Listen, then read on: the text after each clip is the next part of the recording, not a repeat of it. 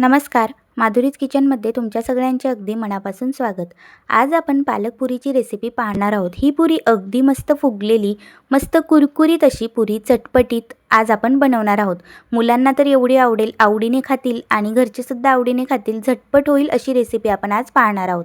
त्यासाठी आपण जास्त काही नाही, एका मिक्सर जारमध्ये 1 ते 1.5 चमचा जिरे टाकले, 10-12 लसणाच्या पाकळ्या टाकल्या, 2 ते 4 मिरच्या टाकल्या. त्यानंतर पालक आपण स्वच्छ धुवून घेतली, ती पालक आपण यामध्ये टाकून घेतली. पालक बारीक चिरून टाकून घ्यायची म्हणजे पटकन दळली जाते. सगळी पालक आपण मिक्सर जारमध्ये बारीक चिरून घेतली आणि मिक्सर जारमधून वाटून घेतली. वाटलं तर थोडंसं पाणी ॲड करून तुम्ही ही बारीक अशी वाटून घेऊ शकतात. त्यानंतर एका बाउलमध्ये आपण 1 वाटी गव्हाचे पीठ आणि पाव वाटी बारीक रवा घेतला. रवा जाड असला तर थोडासा मिक्सरमधून फिरवून घ्यायचा. त्यानंतर त्यामध्ये अर्धा चमचा हळद, 1 चमचा धनेपूड आणि चवीपुरता मीठ टाकून घेतलं. त्यानंतर 1 चमचा आपण पांढरी तीळ टाकून घेतली. 1 चमचा ओवा हातामध्ये क्रश करून घेतल्या, त्यासुद्धा यामध्ये टाकून घेतल्या. त्यानंतर 1 चमचा काळी तीळ आणि 1 चमचा जिरे टाकले. अर्धा चमचा आमचूर पावडर टाकलं. अगदी चटपटीत पुऱ्या लागतात.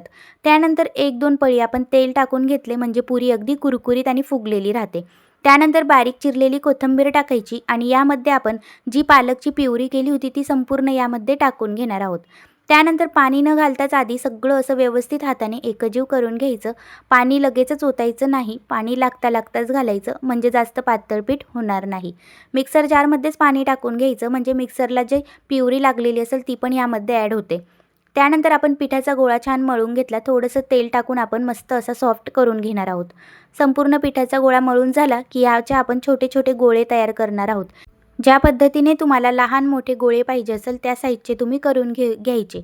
त्यानंतर आपण संपूर्ण गोळे तयार करून घेतले. पोळपाट घ्यायचं, पीठ लावून छान छोट्या छोट्या पुऱ्या आपण लाटून घेणार आहोत. जर तुम्हाला या पुऱ्या एखाद्या झाकणाने गोल अशा कट करून घ्यायच्या असतील तरीसुद्धा कट करून घेऊ शकतात. मी काही कट न करता छान अशा गोल लाटून घेतल्या. अशाच पद्धतीने आपण संपूर्ण पुऱ्या आधीच लाटून ठेवणार आहोत म्हणजे तळताना पुरी अगदी पटापट तळली जाते.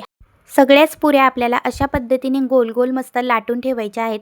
एखाद्या कागदावर किंवा कपड्यावर पुऱ्या लाटून ठेवून घ्यायच्या म्हणजे अगदी कडक होत नाही, हवा लागत नाही.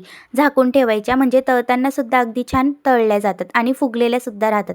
सगळ्या पुऱ्या आपल्या लाटून झालेल्या आहेत. आता कडकडीत तेलात मंद आचेवर मस्त अशा फुगेपर्यंत आपल्याला तळून घ्यायच्या आहेत. अगदी कुरकुरीत मंद आचेवर तळायच्या म्हणजे अशा छान मस्त फुगल्या जातात. हाय फ्लेमवर सुद्धा तळल्या तरीसुद्धा चालतात, अजिबात नरम पडत नाही. अशाच पद्धतीने संपूर्ण पुऱ्या आपण तळून घेणार आहोत.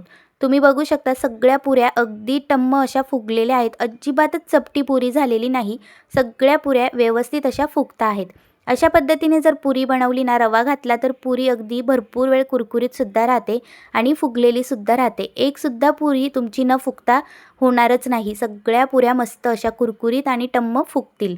बघू शकता सगळ्या पुऱ्या आपण तळून घेतल्या. एकसुद्धा पुरी आपली चपटी नाही, सगळ्यासुद्धा अशा मस्त कुरकुरीत फुगलेल्या आहेत.